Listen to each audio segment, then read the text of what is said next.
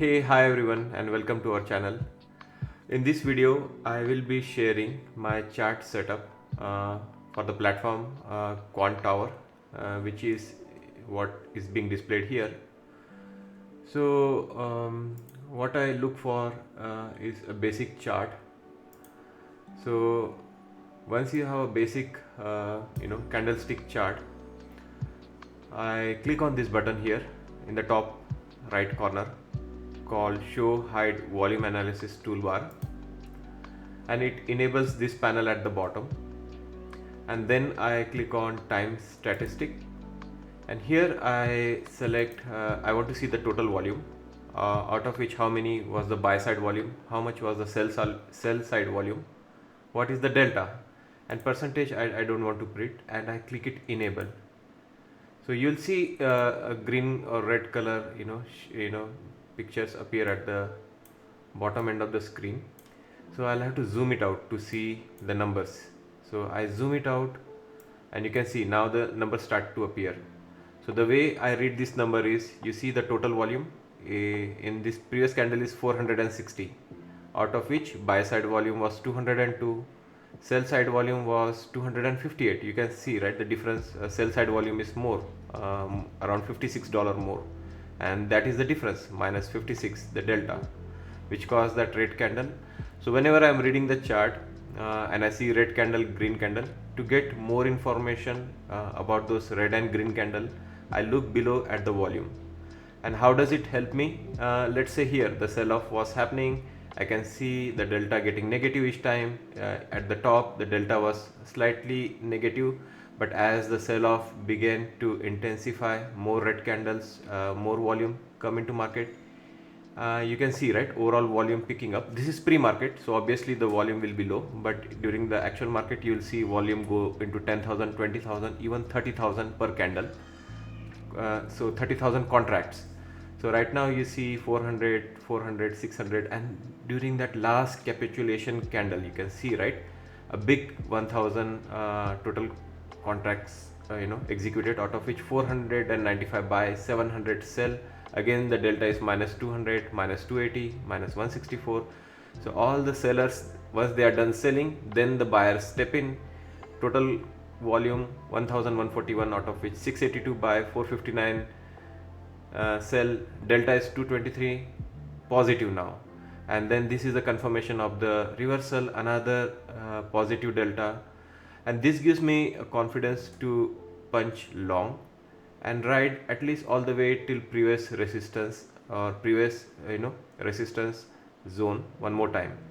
And then I monitor throughout the day the delta, and as I mentioned, right, this is very helpful to me, especially when the markets are selling off or markets are rallying, to see where the exhaustion is coming, where the buyers are done buying and slowly the sellers are stepping in, or people starting to book their profit, and then slowly the sellers step in.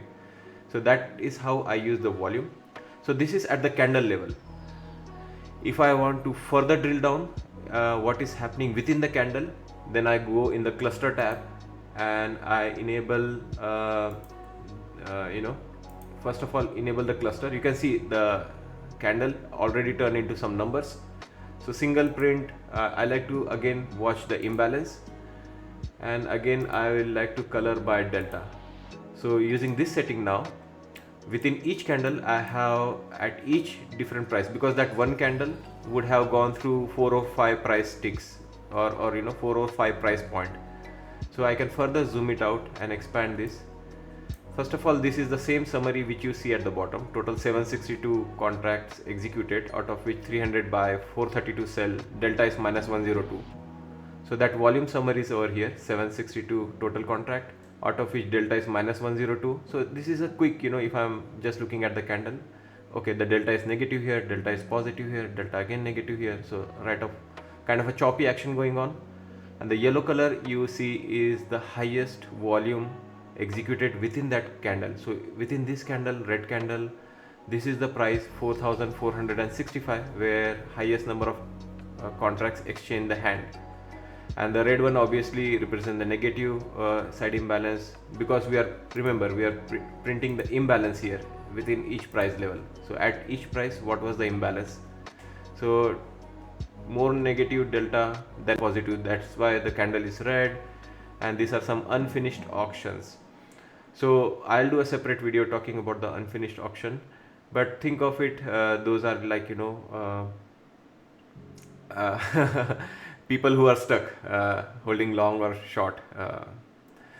So this is on the cluster and the time statistic, and what you see here at the top now of my screen is that time statistic getting printed, and this, if I just to fit in my screen, it will not be possible to view all the numbers so quickly, so I just use the dotted line instead of that, and I think I disable my cluster.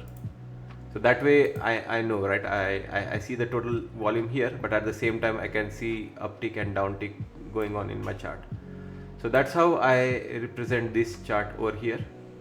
And if you don't like this and you like to see that imbalance, you just go and enable the cluster one more time.